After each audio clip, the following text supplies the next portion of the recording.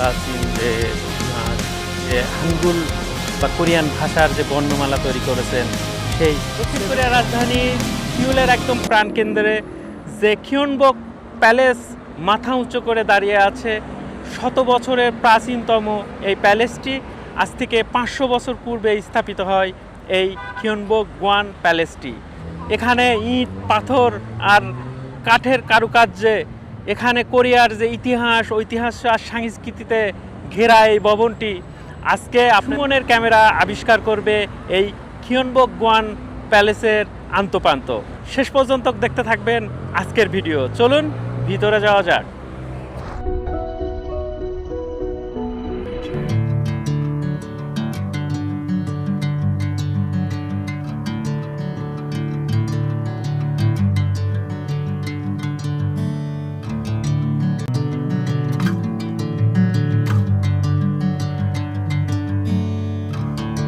বন্ধুরা, এই যে আমি সোল মেট্রোর যে 3 নম্বর লাইন আছে, সেই 3 নম্বর লাইন দিয়ে এসে আমি যে খিয়নবক গোয়ান স্টেশনে নেমে 5 নাম্বার যে এক্সিট আছে, সেই 5 নাম্বার এক্সিট দিয়ে বেরোয় গেলাম। যে এখন সেই রাজপ্রাসাদের দিকে এগিয়ে যাচ্ছি।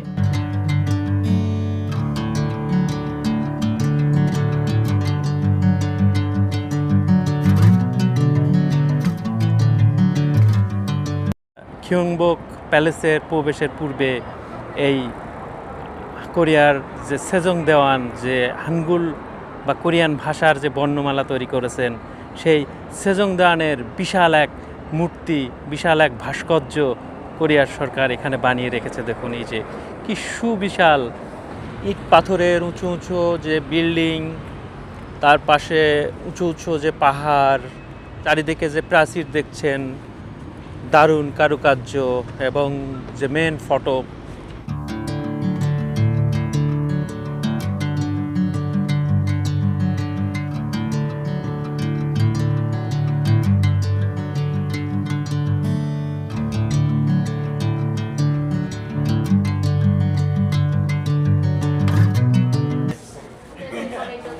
দারুণ এক পরিবেশ, উজ্জ্বল আকাশ, আরেকটি গেট। বন্ধুরা, আমরা এই প্যালেসে প্রবেশের পূর্বে একটা টিকিট কিনতে হবে। আমরা এখন টিকিট কাউন্টারের দিকে হেঁটে যাচ্ছি। এখান থেকে হ্যালো বন্ধুরা, এই যে টিকিট কাউন্টার থেকে একটা টিকিট নিয়ে নিলাম। এই যে দেখছেন আমার হাতে টিকিট। এখানে প্রবেশের মূল্য হচ্ছে 3000 ওয়ান। আপনি যখন আসবেন এখান থেকে টিকিট কেটে নিয়ে আপনারা প্রবেশ করতে পারবেন। এখানে বিভিন্ন দেশের মানুষ এখানে টিকিট কাটছে। শত শত পর্যটকদের এক আনাগোনা। এখানে একটা গেট পাড়ি দিয়ে আরেকটি গেটের কাছে আসলাম।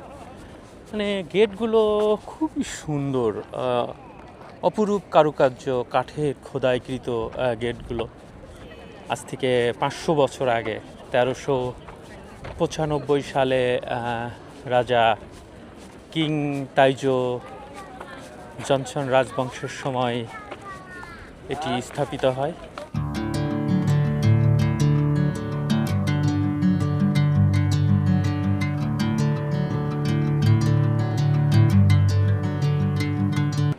মাথা উঁচু করে দাঁড়িয়ে আছে রাজধানী সিওলের উঁচু উঁচু ভবনের সামনে।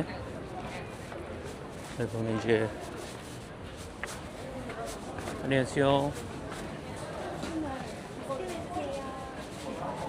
Hello, thank you.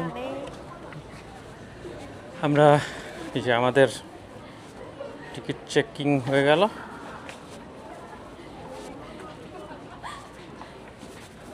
প্যালেসে আগত শত শত পর্যটক এখানে কোরিয়ার জাতীয় পোশাক হানবুক পরে প্রবেশ করছে।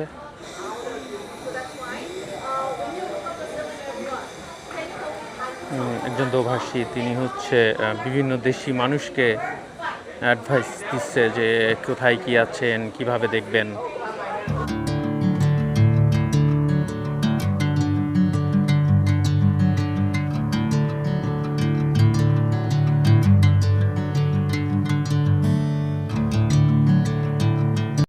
এখানে কোরিয়ার যে জাতীয় পোশাক আছে, কোরিয়ার যে হানবক বলে এটাকে, সেই পোশাকগুলো পরেছেন। কোরিয়ার ঐতিহ্যবাহী যে পোশাক হানবক দেখছেন, এই যে লাল কালারের, হলুদ কালারের, বিভিন্ন রঙের যে সুবিশাল উঁচু ভবন, শত বছরের প্রাচীন যে ইতিহাস, ঐতিহ্য আর সংস্কৃতিতে ঘেরা এই ভবনটি। এই ভবনের প্রতিটা ইঁটে ইঁটে, কোনায় কোনায় স্মৃতি, ইতিহাস, হাসি, কান্না, বেদনা, এই দেশের মানুষের না পাওয়ার অনেক আত্মকাহিনী এই গিয়ংবক গোয়ানের এই প্যালেসের প্রতিটা ইঁটে ইঁটে, প্রতিটি কোনায় কোনায় এটি রক্তে লেখা আছে, ভালোবাসায় লেখা আছে। এদেশের মানুষের আজকের এই আধুনিক কোরিয়া হয়ে ওঠার পিছনে বিভিন্ন দেশের মানুষ এখানে এসেছে।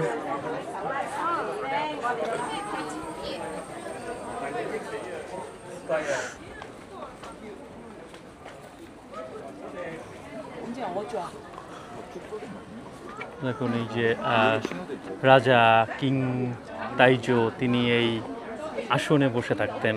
এখানে বসেই তিনি 1395 সালে এই প্যালেসটি আবিষ্কার করেন এবং এখানে বসেই তিনি এই কোরিয়ার রাষ্ট্র পরিচালনা করেছেন।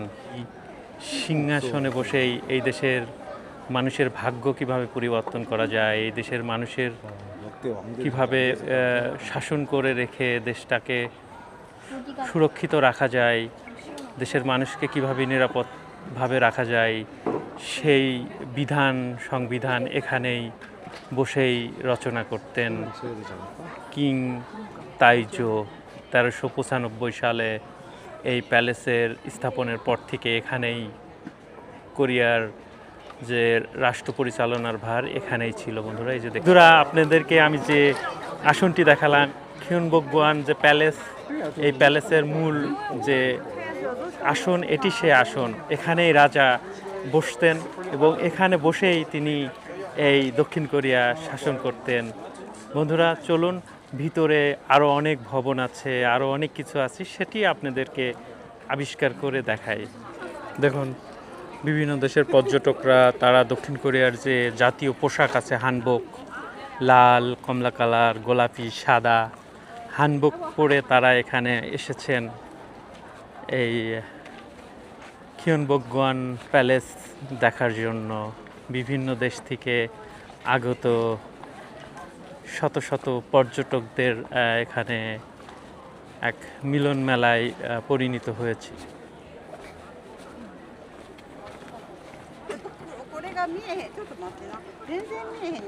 দেখুন, এই যে রাজার নিরাপত্তার জন্যই এখানে চারিদিকে পুকুর কাটা আছে, চারিদিকে পানি, শুধু দুইটা পথ এবং তার মাঝখানে পুকুরের মধ্যে একটি ভবন বানিয়ে রেখেছে। এখানে রাজা থাকতেন, তার নিরাপত্তা কথা চিন্তা করে পুকুরের মাঝখানে যেন শত্রুরা রাজাকে চারদিক থেকে আক্রমণ না করতে পারে, এই জন্য পুকুরের মাঝখানে কি সুন্দর একটি প্যালেস বানিয়ে রেখেছেন। শত শত বছর আগের কোরিয়ার সংস্কৃতি, ইতিহাস এই দেশের সরকার সযত্নে সংরক্ষণ করে রেখেছে। দেখুন, কোরিয়ার যে জাতীয় পোশাক আছে হানবক, সেটি পরে বিভিন্ন দেশের সুন্দরীরা ঘুরছে।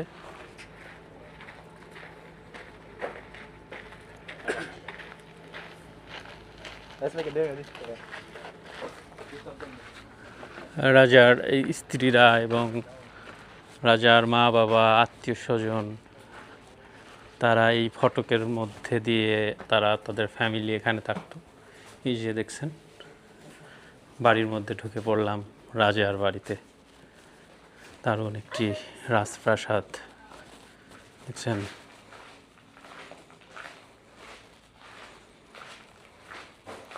প্রতিটা ঘরের দরজা, কত মানুষ এখানে থাকতো এক সময়।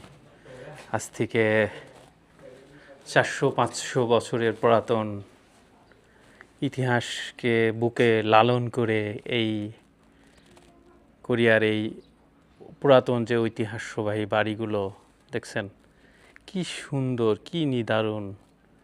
এইগুলো রাজার স্ত্রীরা, আত্মীয় স্বজনরা এই ঘরগুলোতে থাকতো। এই ইট পাথরের প্রতিটা স্পর্শে রাজার পরিবারের লোকজন, রাজ প্রশাসনিক কার্যক্রম যারা করতো তাদের পরিবারের লোকজনের কত স্মৃতি, শৈল্পিক কারুকার্যে ঘেরা এই রাজপ্রাসাদের প্রতিটা কোনায় কোনায় দেখুন কি দারুণ।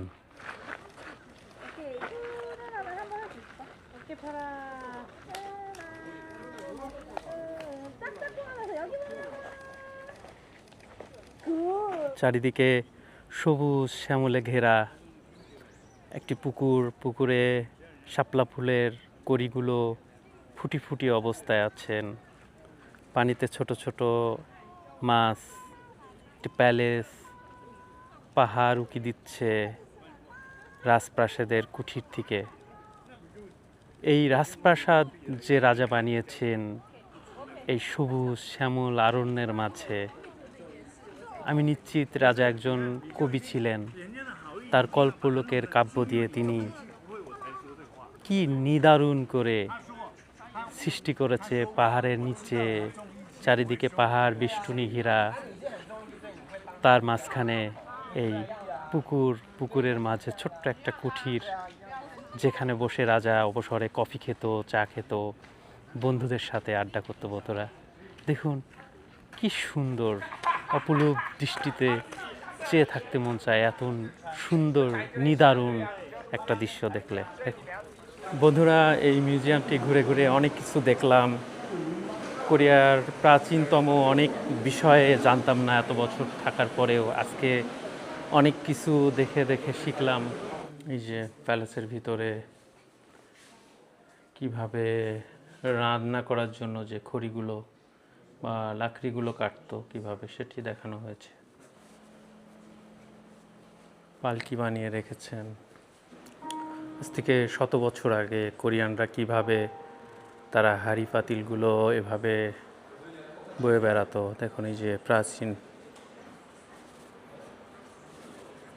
এখন কৃষকের যে আমাদের গ্রামের ভাষা বলে মাথাল, চাষবাস করার জন্য ব্যবহার হয়, এগুলো একসময় ব্যবহার করতো কোরিয়ান।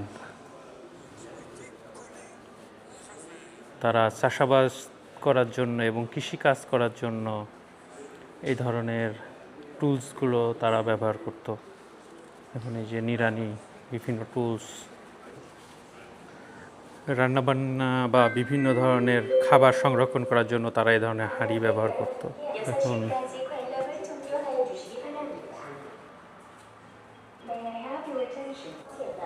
সুতা, তুলা থেকে সুতা, সুতা থেকে কাপড়, কাপড় থেকে পোশাক কিভাবে তৈরি করতো। কোরিয়ার জাতীয় পোশাক হানবক দেখছেন, একটা মুরব্বি পরে আসছেন।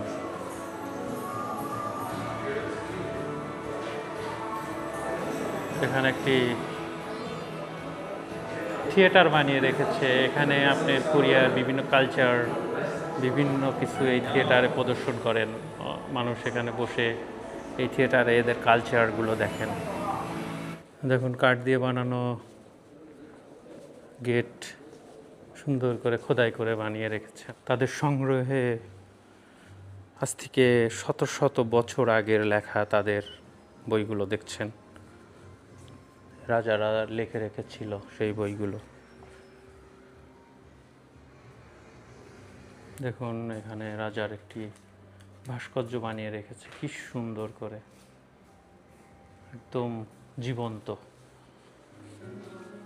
রাজার এই খিয়ংবকগোয়ান যে প্যালেসে এসেছি, জীবন্ত রাজাকে দেখবো না, জীবন্ত রানীকে দেখবো না, তা তো হয় না। এই দেখুন জীবন্ত রাজা রানীকে বানিয়ে রেখেছে, খাবার রেখেছেন, কি সুন্দর। পালকি রেখেছেন, পালকিতে তারা যাওয়া আসা করতো, কি সুন্দর পালকি, রাজার পরিবারের লোকজন নিয়ে। এভাবে বসে বসে খেত একসাথে।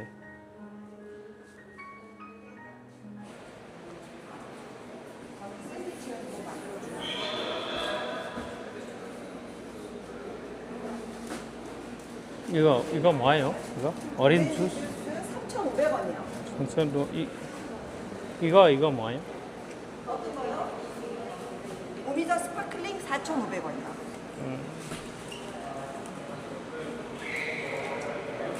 이거 하나 주세요. 이거. 오렌지 주스. 오렌지 주스. 결제 도와드릴게요. 네.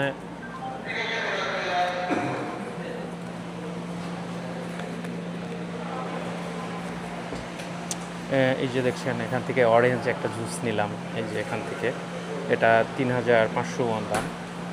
দেখছেন অরেঞ্জ জুস একদম অথেন্টিক। বন্ধুরা গলাটা অনেক ঘুরতে ঘুরতে গলাটা শুকিয়ে গিয়েছিল, আপনারা দেখলেন ওই ফিওনাজুম থেকে একটা অরেঞ্জ জুস নিয়ে নিলাম।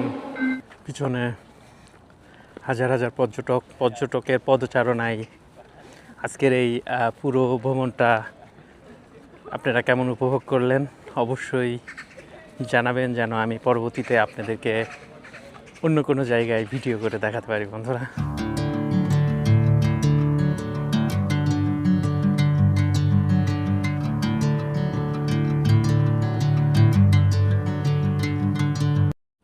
বন্ধুরা আপনাদেরকে আজকে এই দক্ষিণ কোরিয়ার রাজধানী সিউলের যে প্রাণকেন্দ্রের যে খিয়নবক গুয়ান যে প্যালেসটি আছে সেটি আপনাদেরকে ঘুরিয়ে ঘুরিয়ে দেখালো সুমনের ক্যামেরা। বন্ধুরা এই পুরো ব্লগটি আপনাদের কাছে কেমন লাগলো অবশ্যই কমেন্টস করে জানাবেন এবং ভিডিওটি বেশি বেশি করে শেয়ার করে দেবেন, যেন পরবর্তীতে আপনাদের জন্য আরও একটি নতুন জায়গা আবিষ্কার করতে পারে সুমনের ক্যামেরা। ততক্ষণ আপনারা ভালো থাকবেন, সুস্থ থাকবেন। আল্লাহ হাফেজ।